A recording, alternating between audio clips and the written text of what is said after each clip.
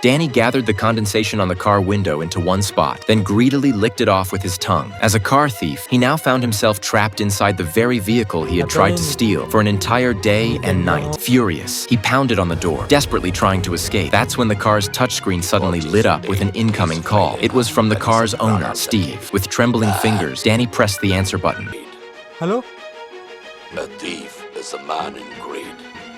A liar is What he didn't expect was that Steve already knew he was stuck inside the car and had no intention of letting him out. Steve explained that the car windows were covered with a reinforced film, making it impossible to see inside from the outside. Danny, he said, was the seventh thief to break into his car. Since the first six had all gotten away, Steve had modified the vehicle specifically to trap one, so he could torture them to death. With that, Steve hung up. As a final touch, he even kindly turned on the air conditioning. At first, Danny was overjoyed. He rushed to the vent and pressed his face close, greedily enjoying the cool air. But something soon felt off. The air kept getting colder, and the fan kept blowing harder. If it continued like this, the car would soon become a freezer. Danny tried adjusting the settings, but nothing worked. The system was completely locked. He quickly began to shiver. Even after stuffing newspaper into the vents, icy air still seeped through the cracks. Danny was barely holding on. Just as he was about to freeze to death, the screen lit up again. Steve was calling back. Danny frantically hit the answer button and pleaded with him, begging for mercy. He claimed he was just a petty thief, only guilty of minor crimes, and promised that if Steve let him go, he would turn his life around. To Danny's surprise, Steve agreed to give him a chance, but only one. He'd have 30 seconds to get someone to help him. If he could, Steve would unlock the car and let him out. Then, without another word, the countdown began. Panicked, Danny grabbed his phone and dialed his best friend. But his best friend no longer trusted him and refused to help.